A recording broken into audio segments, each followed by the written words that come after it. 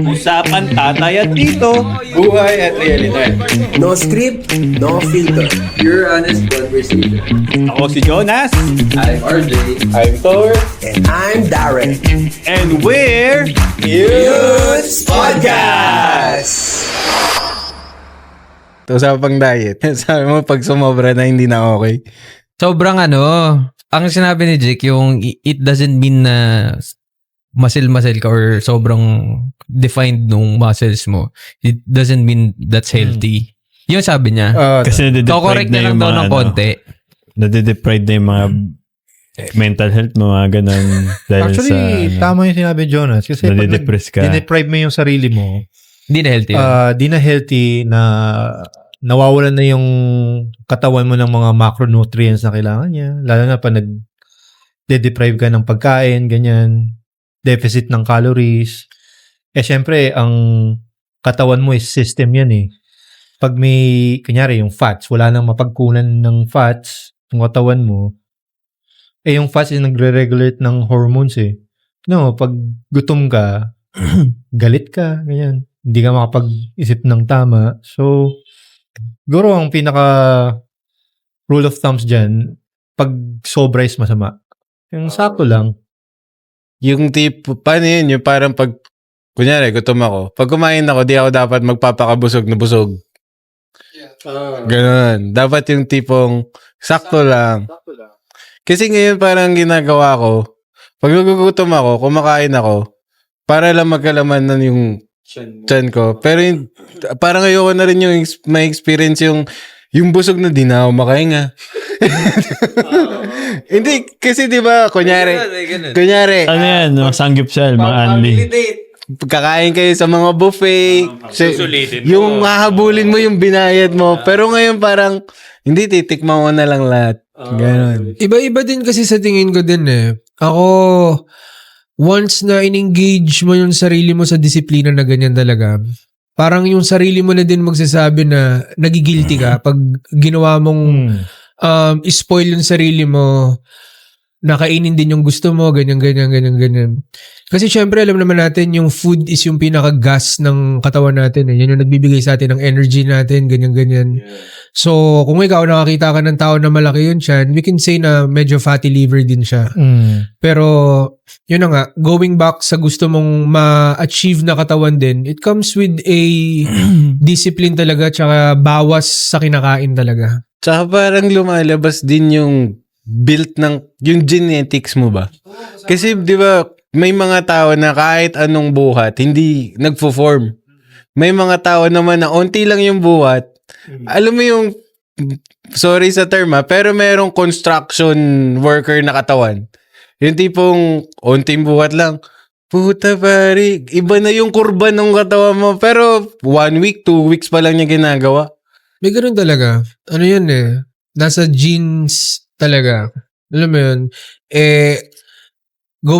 Let's go back kay Jake nga for 17 years na nag-workout din siya. I believe na lahat pwede niyang kainin ng gusto niya para nang makuha yung physique na gusto niya. Kasi yun yung pupuntahan yan eh. Kailangan mong i-feed yung winorkout mong muscle ng protein. Parang ganyan. So, kung ikaw magsistick ka sa isang diet na high protein, may mga iba nagsasabi na masama or depende talaga sa goal na gusto mo eh.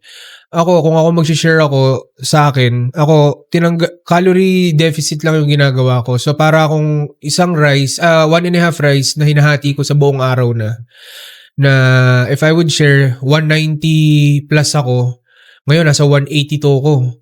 Pero nawawala yung fats kasi high protein ako tapos sinasabayan ko ng cardio eh. Pero lifestyle siya na hindi ko dinideprive yung sarili ko pero pinipili ko yung pagkain lang na gusto ko. Like veggies, fruits na gusto ko just to stay healthy. Bakit? Nanggaling ako sa phase na puro toxic. Alak, fatty foods, prito, kung ano-ano man din yan. So, para sa akin, nung in-explain sa akin yan, syempre yung mga organs mo, nasanay dyan. Kumbaga, sabihin natin, gamit na gamit din yan. Na ikaw magta-transition ka sa healthy lifestyle, kailangan mong magtiis din talaga.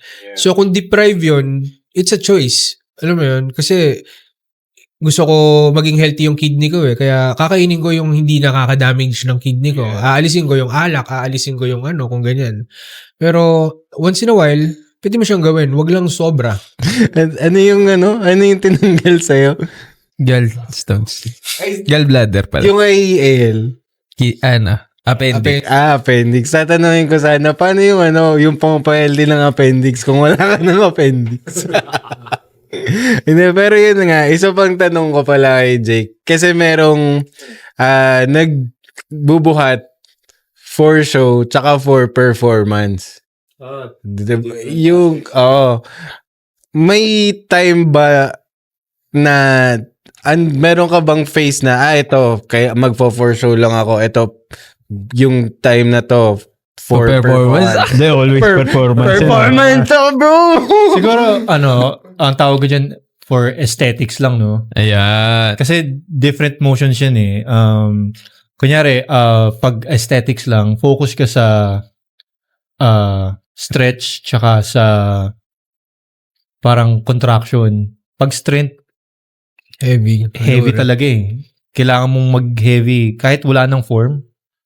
Ang trade-off lang ng walang form is injury. Ayan. Ganyan, mabe-bench ka ng for how many, kung kailan gumaling yung injury mo. Pero gagawin mo yun, syempre kung may ka, Kung may performancean ka. kung mag-performance ka, ganyan.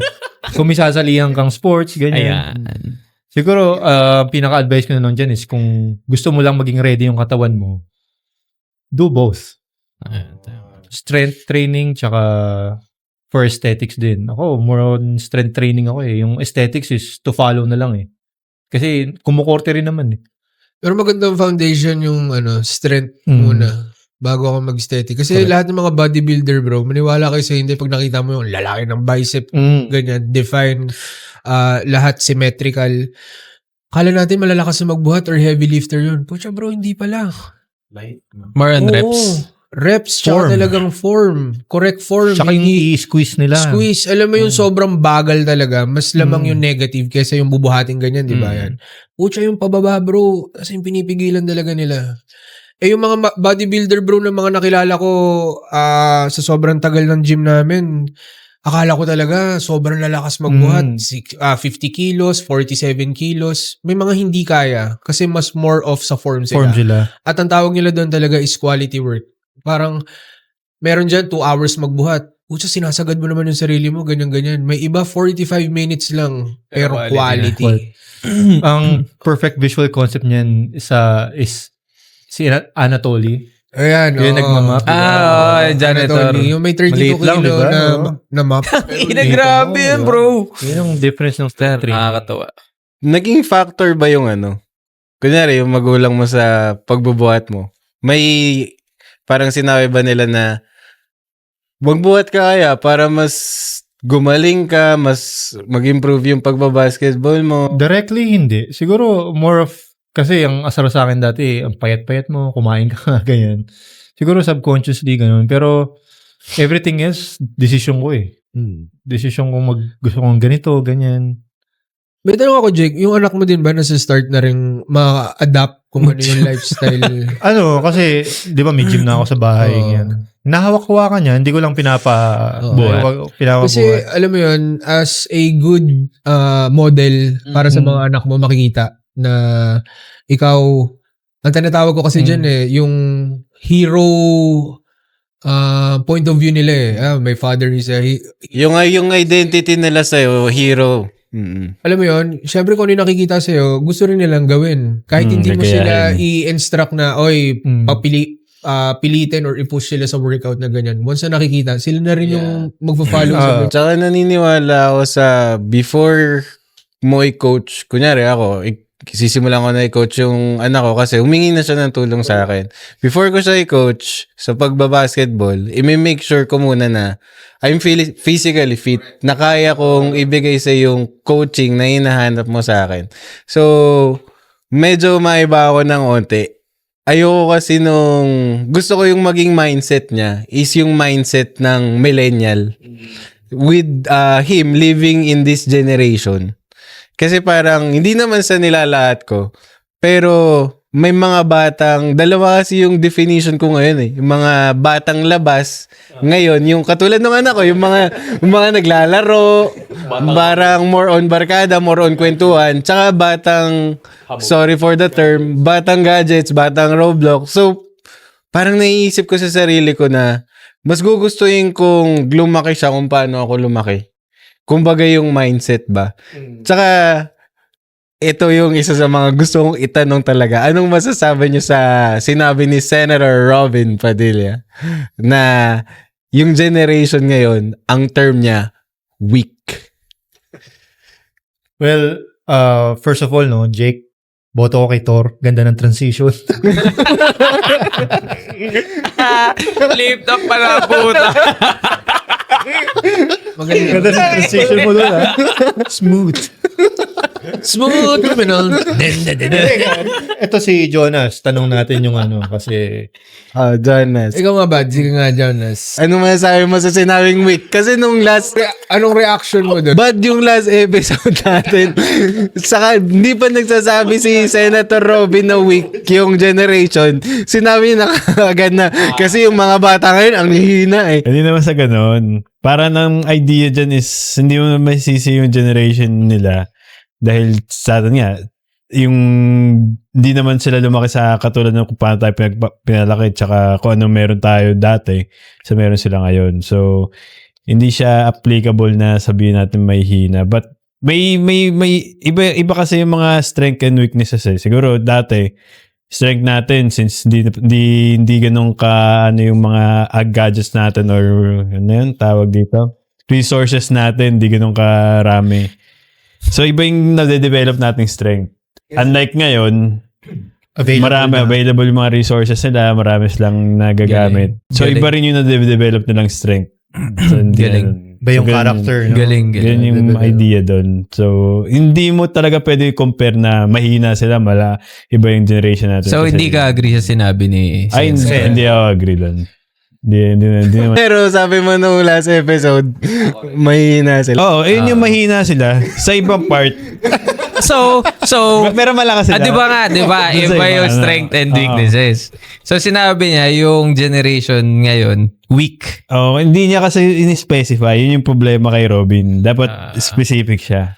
Pero kung Specific sinabi niya, ocean. general din lahat yun. I think lahat ng scope ng factor Oo. ng buhay. Basta mahina Oo, talaga, basta literal. mahina, di ba? Oo. Pagkatao mo or anything or kung ano man in life or point of view mo sa lahat, weak ka. Ganun. Yun yung sabi niya. Oo. Which is tama naman si John. Sana in-specify niya. Kaya lang kasi baka hanggang doon lang yung kaya niyang sabihin. Eh. Ako, agree ako kay Jonas kasi, sa isang aspect na lang, no, yung mga batang basketball natin, di ba? Iba na yung laro ngayon eh. Exactly. Oo. Ayan. Mas malakas eh. So how can you say it's weak? Mga Totoo. generation ngayon is mas matatangkad, malalakas. Pero sa other aspect ng life, siguro, tama din yung sinabi ni Jonas na it's hard to compare kasi yung resources nila is different from Our what we had. resources. So, syempre, mag-a-adapt sila differently from how we adapted. Magre-react din sila kung paano. Diba? Different eh. So, it's not apples to apples. Pero kasi nung ewan ko kung ako lang sa parents ko, parang napansin ko lang with our generation, masyado yung respect natin sa parents natin na kung ano yung sinabi nila, yun lang yung tama. Pero ngayon kasi sa generation ngayon, with social media and stuff, nako-confuse sila dahil may iba silang nakukuhang right answers. Information. Kasi parang isa sa mga napanood ko na reel na may point yung sinabi niya na yung mga bata ngayon pinalaki magaling mag-English, ganun. Parang pinalaki sila to debate, to correct someone na matalino. Pero iba yung talino sa pagiging tama. Kasi parang sa generation natin, dun lumabas yung sometimes hindi mo naman kailangan maging tama. You just need to be the better person. Tama rin. Totoo yun. Steady ka na dyan, Jay. Hindi, yung agree din ako kasi actually yung example ko rin is, correct me if I'm wrong, wala namang Alex Ayala before eh. Pero yung achievement niya, di ba? Siguro yung pinaka Alex Ayala before is Efren Bata Reyes. Yung Manny Pacquiao medyo inabot pa rin naman nila eh. So, yan. So, pinaka yun nga, mga Onyok Velasco, yung na-establish yung ng Philippines. Pero kumbaga yung para tumimbang ka, syempre generation na wala namang Alex Ayala before na. Tapos plus pa na na malalakas. Kumbaga yes, it's women's saka men's yung tennis. Pero malalakas din yung women's talaga, 'di ba? So, ayun, nakakatuwa lang din na always proud to be a Filipino. Pero, yun nga, valid din naman talaga yung sinabi nyo na magkakaiba nga yung strengths and weaknesses. Pero I do guess na siguro yung mga generation din before natin, yung mas matanda sa ating isa na generation, siguro sumagi din sa isip nila na ang hina naman itong mga batang to. Ang ko dyan, feeling ko yung pinaka sinasabi lang mahina is yung emotional capacity ng generation Gen Z ngayon. Unlike sa millennial. So, dun feeling ko rin yung sinasabi ni Robby na may hina kayo. Parang balat sibuyas. I think isa pa, there is no right and wrong answer din naman dito. Depende sa point of view. Oo naman. Na, kaya pinagdidiscussan naman. Kasi lahat din naman tayo I believe lahat may mga weaknesses din naman din tayo eh. And may mga strength tayo na not all have the same. Na alam mo yun, similarity ng strengths tsaka weaknesses din natin. Pero ako, for sure, I agree naman din sa lahat ng sinabi din nyo. Kasi una din sa lahat is hindi nga na-justify kung ano yung saan ka naging weak. In general na lang din sinabi yun. Tama.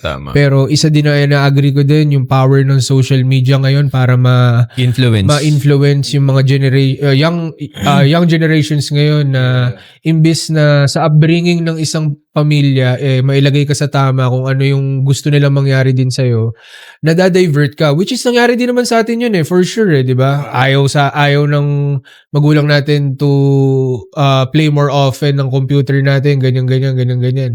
Wala pa tayong phone na easy access sa lahat. Lahat computer pa. Pero ngayon, yung generation ngayon, lahat one click away. So, I think yun din naman siguro yung isang factor ng pwedeng makitang weakness sa'yo ng isang tao kung ikaw, hindi ka na nagdi-develop at lamang ka na lang ng social media to showcase something or, alam mo yun, to learn more something sa social media na hindi naman na dapat, hindi yun. Yung guidance ng magulang sa'yo na gagather mo na information sa social media. Na parang rin kasi, napansin ko rin na nawawala na yung power of wisdom na pinapass on ng mga elders natin. Kasi unang-una, isa sa mga napansin ko is yung nagkakaroon ng difficulty mag-generate or gumawa ng conversation yung mga bata ngayon sa matatanda.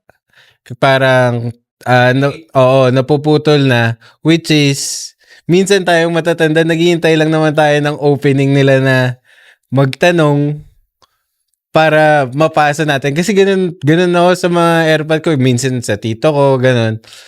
Masyado akong matanong. Ngayon kasi, yung mga pwede nilang itanong, minsan sino-search na lang nawawala yung interaction, which is yun din yung nagbi-build ng character nila na, for example, pag may na-explain ako sa anak ko, yung explanation ko, syempre may expression, may emotion, hindi tulad ng naiintindihan niya pag nababasa niya lang. Parang iba pa rin yung dating. Nasa kanya-kanyang upbringing ng family din yan sa bata. If you're open, maluwag ka, can lead into a different atake ng bata kung saan siya mapupunta lang din. Kung ikaw strict ka, rebelde naman yung kapalit din dyan. So, ang hirap din for our position na i-control yung buhay ng bata, especially sa gadget ngayon. Pucha, at a very young age ngayon, nagre-request na, I want iPad, I want ganito, ganyan. So, as a magulang, ikaw, nabibreak yung heart mo na hindi maibigay din yun. Pero I believe nasa upbringing yan kung paano mo i-explain. Right time, ganyan. Alam mo yun? Kaya it goes in a different way din. Talaga, ang hirap mag-open at pag-usapan yung ganung topic, lalo na kung Gets nyo lang yung ibig kong sabihin. Ang hirap lang din i-position dahil syempre lahat, may iba natutuwa yung mga, not necessarily, nasa middle, class. Pero yung mga less fortunate na yung mga anak nila, English speaking, dollars dahil dyan sa kakapanood. Kaso, nabibrainwash yung bata na, focus ka na lang sa pag-iPad mo. Brain rot. Oo, parang sasabi ganun. Pero may benefit naman sa kanila. Uy, hindi ako nag-i-English pero anak ko fluent magsalita ng gano'n. Iba-iba eh. Iba na may kaya. May timeline, mayroon kang anong tawag dito? Meron kang... iPad. Hindi, ang tawag doon, Dildo. screen time. Ay, screen time. Ayun ka lang, parang ganyan. Di ba? Parang iba-iba eh. If ever, kunyari, bukod sa'yo, Jay, kasi alam ko naman, di mo pa nakikita yung anak mo. Ay, sorry. Hindi, diba? Parang as a parent, unang-una, pinalaki tayo sa palo eh. Yung generation natin, pinalaki tayo sa palo. Libro. Ano ba, ano natin yung palo na yan? Ano ba yung pinakamalalang palo na magulang mo na hindi mo makakalimutan? Ayo, sabihin dito, baka magalit sa akin magulang. Hindi, siguro, sampal, ganun. Akin, sampal. Spunk. Ay, Mga kumukuha ba sila ng mga weapon? Choose I'll of weapon. spank you. Ano yung mga weapon na nagamit sa'yo? Weapon of choice yung sa'yo? sa akin, wala. Sa akin, bare hands, bro. Bare hands. Kasi Bare alam hands niya, pag kumuha siya ng weapon, makakaiwas pa ako eh. Hindi ka lumaki sa Ako hanger. na ba? Okay. 3 hanger. Sabay-sabay, isang ganyan, pulido. Bali. Paano? Tapos sinabit ako. Yan. Tsaka hindi, halos lahat. Sinturon, yung lalatay. Yung puputok yung balat Hindi mo. ako naka-experience kahit isa sa airpod ko. Buti ka pa. Pero Wala. okay lang. Nanay ko. Stick, Yan. Walis ting-ting, yung- di ba yung walis tambo ngayon, parang Plastic bamboo na na rin yung hawakan. Dati stick yun eh. Stick Solid yun, bro. Yung Pero mas masakit yung ting-ting. Pag ginampas ka Kasi nun, gumagano'n pa eh. lalatay siya naman ninipis eh. So, sasakit yun. Ikaw, Jake, anong choose of weapon sa'yo? Ano ko eh. Bare hands eh. Bare hands ka rin. Suntok, gulpi. Suntok, Balljack. Sinturon, ganyan, stick. Sa akin. Chinelas, hanger. Sinako ka dati, di ba? Oo, hindi naman. Di ba ikaw yun? Hindi ako yun. Tapos sinapon, nakabalik ka lang. Niligaw. Tinuturuan ng nanay ko magbasa nun eh. Mabagal-bagal pa magbasa. Parang grade 3 pa lang ata, grade 4. Grade 4 ka na, mabagal ka pa rin magbasa. Tapos may pencil, ginagano na nanay, read, ganyan, nabasa. Hindi ako makabasa, tinusok sa akin yung pencil, pok! Dumago. Sobrang gigil na. Gigil na dumago. Sino bang nanay mo? Kulit na nagag. Pero, Baka kasi hindi ka nakasalamin nun. Kaya mabagal ka magbasa. pero yun nga, nasabi na natin yung mga physical na nagawa sa atin, kung paano tayo pinalaki. Tingin nyo ba, kaya nyo din magawa yun sa anak nyo? Ako may sagot ako dyan. May kinuwento sa akin yung uncle ko na nandito. Kaya siguro ako hindi pinapalo ng AirPod ko dahil nanggaling siya sa upbringing talagang bro, binabasagan siya ng plato sa ulo pag hindi kumakain. Alam mo yung ganun. So I believe siya, ayaw niyang gawin yun sa anak niya. Parang ganyan. Galing. Ako, na-experience ko naman to sa mami ko. Pero pag pinapagalitan ko yung anak ko, syempre alam niyo yun sa feeling natin, mga daddies na Sakit, oh. masakit, masama din sa loob. Pero kailangan ng disiplina. Hindi naman pwedeng hayaan na lang na i-tolerate mo kung ano yung ginagawa niyang mali, hahayaan mo lang, di ba? Hindi. So, may mga ways. Kaya ako, nung sinabi sa akin yun, yung AirPod ko, ginaganon siya, na-realize ko kagad, kaya ako hindi sinasaktan ng tatay ko kasi nanggaling siya sa ganong upbringing talaga. Kaya ako, tatanungin nyo, ako ayoko din manakit. Kasi ibang disiplina yun na lumayo yung loob ng anak mo sa'yo eh. Pero disiplina through word and maybe example kung ano man yung pwede mong sa tingin ko yun yung atake ko kaysa paluin. Ako din eh. Ginagawa ko brain trauma, Brad. Kunyari may ginagawa yung mali. Maghanap ako talaga ng exaggeration na pwede kong ipakita. Tapos sabihin ko, pag di mo tinigilan niya, pwede ka maging ganito. Hanggang sa, parang hindi mo siya pipisigalin. Pero alam mo yung, at that time, matatakot siya na gawin ulit. Pero pag tanda-tanda niya, pwede niya nalang tawanan. Sasabihin mo, puta yung tatay ko, pinakita sa akin to, sterero. Di ba? Pero at that point, may nagawa ka.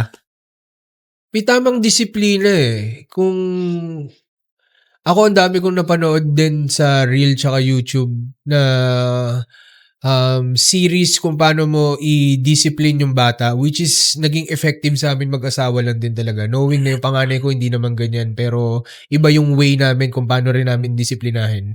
Pero sa bunso talaga naging effective siya. Madali lang siyang gawin, pero hindi mo para taasan ng boses. Alam mo yung, oy, mali na yung, alam mo, papagalitan mo na mataas na yung authority ng boses mo is pananakot na. Kasi talagang lalayo talaga yung loob ng bata. In short, magre-rebelde yan sa'yo.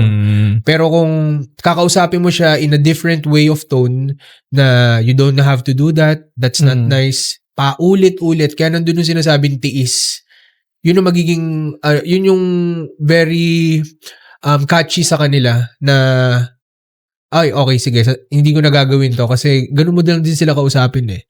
So, syempre, sa upbringing nila, ma-realize din nila yun, magiging ganun din sila sa magiging ganun nila. Parang napapass yan eh. Alam mo yun, napapass yung torch kung paano mo din sila dinisiplina. So, marami yun.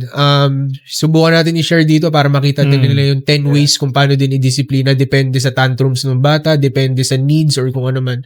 Pero at a very young age, mas start nyo yung ganun. Sobrang helpful, sobrang effective. Kung ikaw, Jake, papalaki mo ba yung anak mo sa... Bakal.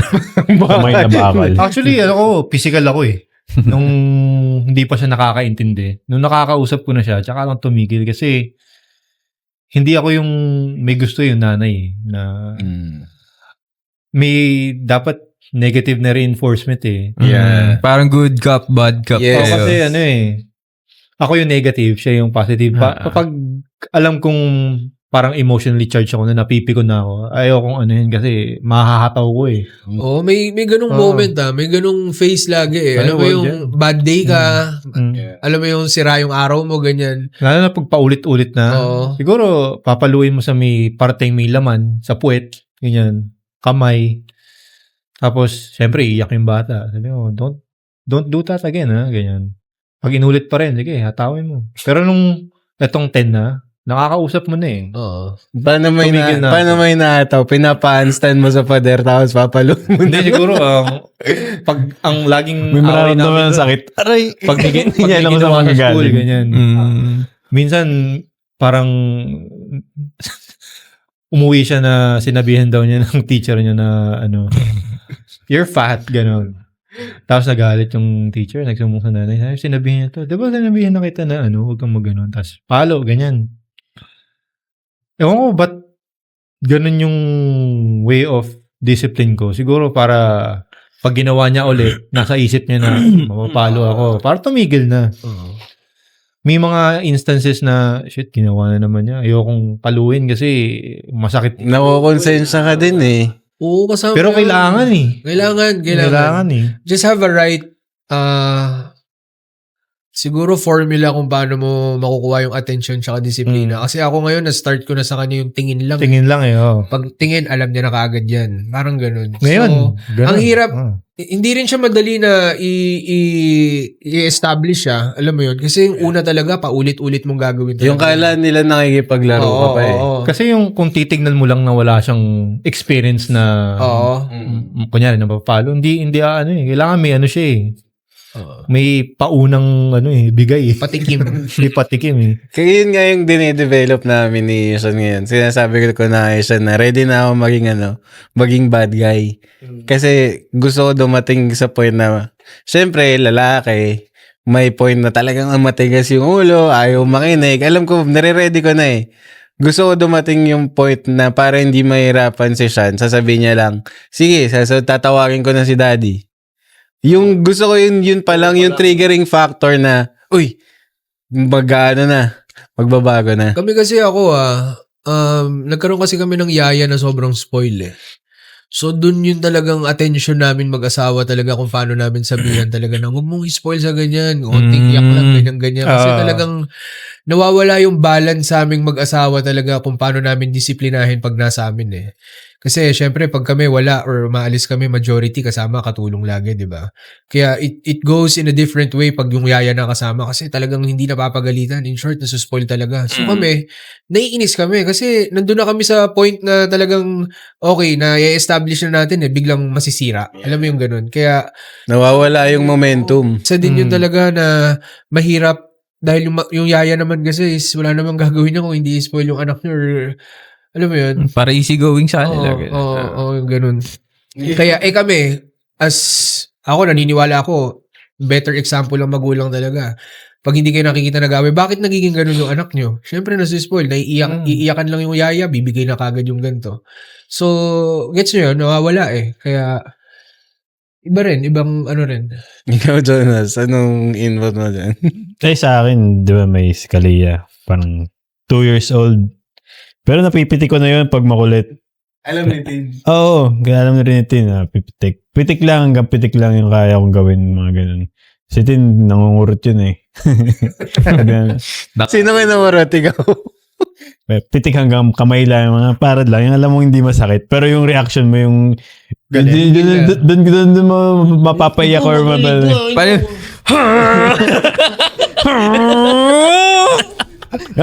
sakit na. Ouch. Yung parang tinatanim mo sila nung nasasaktan sila pero minamind games mo lang. Para may baseline lang sila. Pero nakuha ko na rin naman sa tingin si Kalia. Baka maging dilaw buhok. Parang at saka ako rin yung bad guy sa amin. Pag gusto kong disiplinahin o kaya pakainin si Kalia ng nanay niya. Daddy. Ayaw kumain. Parang ako yung, ba't ako? Ba't ako na naman? Nahimig ako dito eh. Hindi nga ako kumakain yan. Meron kasing may tanong na hanggang saan mo pwedeng spoil yung anak mo. Tsaka that's enough. May breaking point na ganun eh. Depende sa budget. Ito, outside of budget, di mo na pwede spoil yan. Hindi kasi for example sa Totoo. yung kunyari yung kay Rich, yung panganay ko, pa ako nun estudyante pa ako nun eh. So, isa ring siguro magandang na build up ko sa kanya nun is, pag pumupunta kaming Toy Kingdom, dami niyang inawa ang laruan. Ang pera ko lang, 300, 200. Ang na-instill ko sa kanya is, tinatanong niya sa akin, is this expensive? Do we have money? Hanggang sa sinasabi ko sa kanya, pag meron, doon ko sinasabi, sige, go. Pag wala, sabihin ko, wala ngayon eh. Parang pinakita ko rin sa kanya yung reality na hindi ganun kadali yung pera. Tapos ngayon, sa tumatanda na siya, nagigets niya na nagugulat kasi magka-college siya eh. Nagugulat ako ngayon sa mindset niya na usapan namin anong kukunin niyang kurso. Pero sa sobrang advance niya na mag-isip ngayon, iniisip niya kung saang bansa siya gusto magtrabaho. Iniisip niya kung sa US ako, ano bang pwede kong makuha ang trabaho dun. Lagi ko sinasabi, isipin mo muna kung anong gusto mo.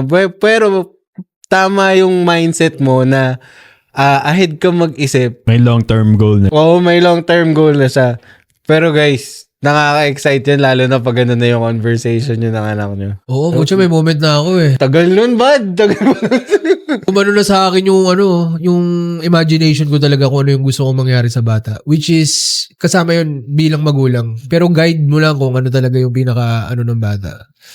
Pero nga, mapasok ko lang iba ang pagpapalaki ng mga rich sa mga Siyempre. normal. Hindi, I mean, Iba talaga. Pag rich ka, nakabathtub ka. Pag normal ka, yung mindset ba ng mga nagiging mayaman or sa kasi di ba pag mga rich maraming mga extra curriculum which is doon nabibuild out yung discipline, kung paano yung ng bata, character. Unlike pag sa mga middle class na or poor, walang mga ganun extra curriculum. So natututo lang sila kung ano lang meron sila, di ba? So, hindi, I mean, if you're just pointing out discipline, you can still have discipline in other aspects naman. Hindi lang sa rich. Tsaka naniniwala ako sa sa mindset ng tao tsaka sa environment talaga na ginagalawan niya. yung point kasi niya dyan, para generalize lang. Pero may mga mayaman din na hindi eyeball na kaya mo ma-distinguish yung mayaman sa pinalaki ng mayaman sa yun yung sinasabi mo, 'di ba? Parang malalaman mo siya pag rich kid to or sakto lang to, parang ganun. Oo, parang ganun. Ha? Cut na, cut. Cut. Pero ano rin kasi, for example kaya ako nasabing sa environment, for example tayo, meron tayong era na BF tayo, halos every night. 'Di ba? Meron tayong ganun hanggang sa dahil sa environment natin, magkakasama tayo.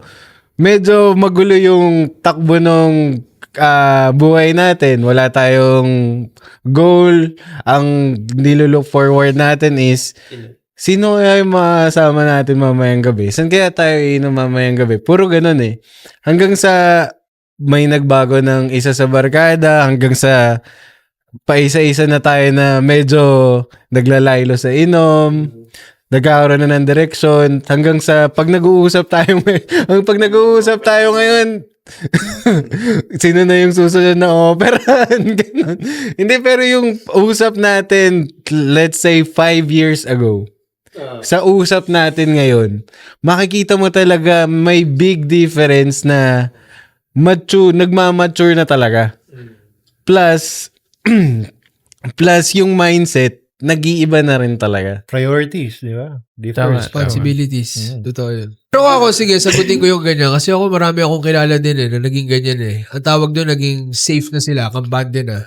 May mga negative traits din yung mga ganun Na syempre, sabihin mo, iba yung pag-strive ng middle class kasi sa may pera din.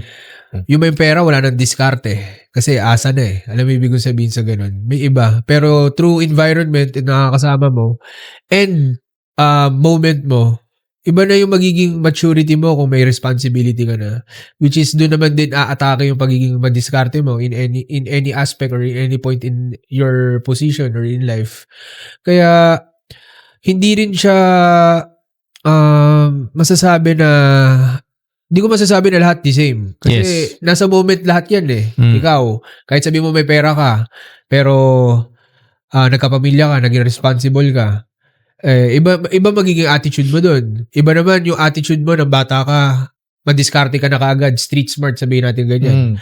Nagkaroon ka rin ng pamilya. May iba rin yan. Parang magkaka-level lang din tayo on how we manage to put meat in the table. Yan. So, iba rin yung ganun So, as a parent din, pare, ikaw din yung pwedeng magdikta sa igagalaw ng anak mo Kasi meron dito na, for example, ako, hanggat maaari, ayokong ma-experience ng anak ko na mag-commute. Pero ngayon na lumalaki na yung panganay ko, ako na yung nagsasabi sa kanya na magsimula ka na mag-practice.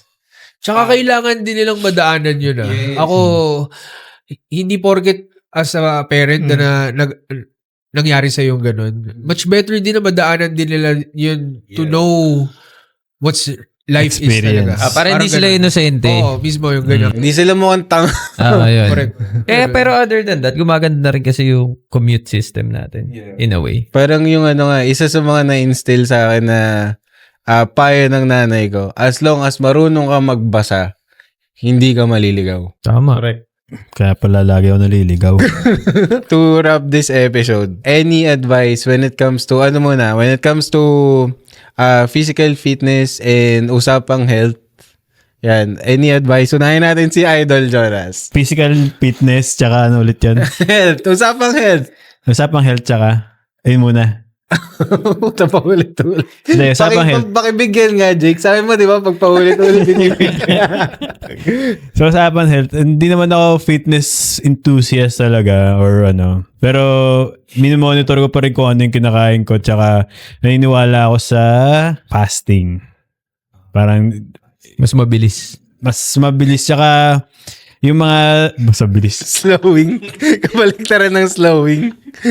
Dahil saka yung parang mga current na mga balita, yung may nanalo na Japanese na Novelty Award dahil napatunayan niya na yung nabakapan niya yung science Theory. between fasting, yung nagiging, ano yung mga benefits nito. So dun lang din naman ako kung ano yung mga hindi ako nakakayunod. Na-stroke na ako dito. Basta what Wag mo ikakat. ano lang, watch what you're eating. Watch what you're eating. Yan. Kung ano yung pinapasok sa katawan nyo, yun yung magiging output ng Paano paglapas-pasok? yun yung sa akin. Next. O, Dari ka. Kamusta sa past, ano mo? Ako, payo ko is there is no late as long as you commit and start your discipline as early as now. May mga 70 years old dyan na ina-attain pa din nila yung pagiging healthy through fitness and working out. Kung ano man yung mag-work sa inyo, kung ano man yung mapipili nyo na effective at magiging efficient sa lifestyle tsaka sa goal nyo is pursue that. Like I said, walang late. So, just manage and control kung ano naman lang din yung kinakain kasi I believe, tama yung sinabi ni Jonas, anything na pinapasok mo sa'yo is yun yung magiging energy or yun yung magiging source of energy ng body nyo at dun siya magre-react. Kaya, balance. Yun lang. Hanapin nyo yung time na makapag-workout. 45 to an hour lang every day. That's not too much as long as you are considering your health is very important. Health is wealth. True. Ikaw, Jake. Sa akin naman, sa mga sinabi nila, agree din naman ako. Pero, siguro sa mental state lang, do what makes you happy. Yep. Yan lang. Don't deprive. Don't deprive yourself, ganyan. May mga tamang panahon para sa everything. Siguro, tao tayo, di ba? We live to be what? Swerte na Today. 70 to Yes, sir. 100. Enjoy life. Enjoy life. Kasi You only live once, nga sabi. Clear ang utak mo, di ba? May peace. It follows na eh. Peaceful ka, ganyan. Yes. Do what you want. Wag lang yung illegal. Tama. Ayun lang naman. Yung sa akin kasi, pag sa usapang health, nasa sa inyo talaga yan. Kasi kahit anong push ng tao, ng ibang tao sa inyo na magpa-healthy ka na, ganun, as long as ayaw mo gawin, hindi ka mag-i-improve. Tsaka hindi porkit sinabing healthy, kailangan mo na pa-macho, pa-six-pack. No. Ang healthy sa akin is as long as wala kang sakit, as long as okay yung mental state mo, hindi ka pa nababaliw. Hindi, kasi minsan ang health is sa utak din yung stress. So as long as okay yung peaceful yung mind mo, okay yung katawan mo, hindi mo kailangan maging macho, ganun. For me, that's healthy. I agree. Hindi, ako, bilang kulang-kulang na ako. Wala na akong gallbladder eh. Tsaka may gout ako. Watch what you eat. Hindi mo rin kasi masasabi minsan, kunwari, sinabi na yun ni Jonas, gano'n. Tapos sinabi na rin ni Darren, pati ni Jim. Hindi, ano ba? Kasi ako, before, nung bata kami, ako tsaka si Utol, kasi halos mag-age lang kami. So, pag, kunwari, bibili ng liempo, ganyan. Ang hili ko sa taba. So, hatiin namin. Sa yung taba, sa kanya yung laman. Eh, syempre, since bata, mabilis yung metabolism mo, wala namang nangyayari sa'yo, hindi mo siya nafe-feel eh. Until pagtanda mo na. Which is yung nangyayari sa akin. Tapos, hindi lang yun. Nakakadagdag din kasi yung genetics eh. May tao na former talaga ng stones. May tao na prone to diabetes. May taong prone sa forming ng crystals, mga ganun. Kaya importante din ba yung inaalam mo kung ano yung family history ng health na, no? Yun. Ayun lang. So, ang pinaka-advice ko, gawa ka family tree. yun. Galing ni Jonas. Sa naman, sa young generations, when it comes to reality, yung kung paano mamuhay ng realidad talaga, what's your advice? Kasi sinabihan silang weak eh. Advice ko sa generation ngayon is just be patient on what you do. Choose something that you love and focus on there. The fastest way to your finish line is not fast, is but to take it slow. Everything will come kung ikaw magiging consistent ka sa ginagawa mo, sa lahat ng bagay na bibigyan at ng devotion, time, and passion is something na magiging successful din kayo. So, yun lang. Ang difference kasi noon tsaka ngayon is malaki. When especially when it comes to technology, social media. So, masasabi ko is hindi lahat ng nakikita nyo sa social media is true. Lalo na ngayon may AI na. Siguro kailangan nyo i-build is yung communication with the elders kasi they speak through their experience. Walang pinakamagandang teacher kumpara sa sa experience. Experience talaga. So, yun nga, tama yung sinabi ni Dar, be patient and be wise. Tulad nga sinabi mo, Tor, no? The difference is very vast compared to upbringing natin, upbringing nila, mga Gen Z ngayon. Pero, syempre, ako, we are rooting for you guys na younger generation because you are our future. Pero ma-advise ko lang, i-double check nyo yung information na nakukuha nyo sa Fact check. internet kasi sa age nyo ngayon, hindi lahat ng information is tama eh. And sa career nyo, siguro ang ma-advise ko lang, may quote ako narinig dati na if you want to go fast, do it alone. But if you want to go further, do it together. Yes. Yan lang po. Ang bigat nun. Ang Ay, bigat. thank you. Gusto ko yun. Kung gusto mo na mabilis, mag-solo ka. Ay. May quote din ako. Slow is smooth. Smooth is fast. Fast is fasting. But fasting becomes slow. And Jonas believes in a family tree. Thank you, Jake. Ganda nun. For me, it's not an issue na tawagin yung generation yun na weak. Kumbaga, it's a or hindi naman siya kailangan i-motivation. Minsan, kailangan hindi mo na rin siya pansinin eh. I mean, those who react, maybe it's true for them. Pero those who don't, ibig sabihin, they have other things to focus on or spend their energy on. Yes. Than to tackle yung mga ganun lang na opinion lang naman ng isang senador. Mm-hmm. Na hindi naman siya fact eh. Opinion nga eh. Opinion siya eh. So, yun lang. Wala naman ako masasuggest sa generation ngayon kasi Live for your me, life. live your life. Kasi It is what it ang is. generation ngayon, it looks okay for me. Yeah. Ayun. Yan lang. I thank you.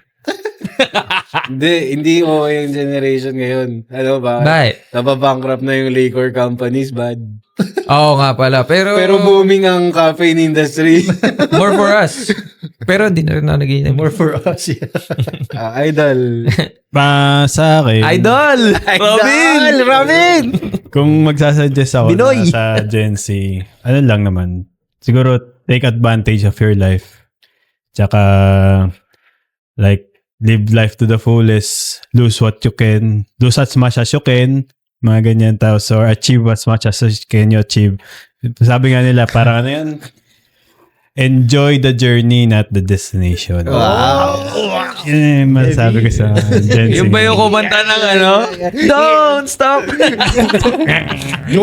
Si Arnel Ignacio. Journey yarn. Journey. Pero yun nga, syempre gusto ko magpasalamat sa una nating guest. Thank you, Jake the Snake, for Master being Jake. our guest. Guys, Yeah. thank you. Patingin ng abs, patingin ng abs. Abs reveal. Abs reveal. Tayo, abs pa, titi na. Magkakat. Thank you for tuning in to Youth's Podcast. Kung gusto nyo pa ng usapang everything under the sun, Don't forget to click like, follow, and subscribe. See you in next episode. Bye-bye. Thank you, Jake. Thank you, Jake.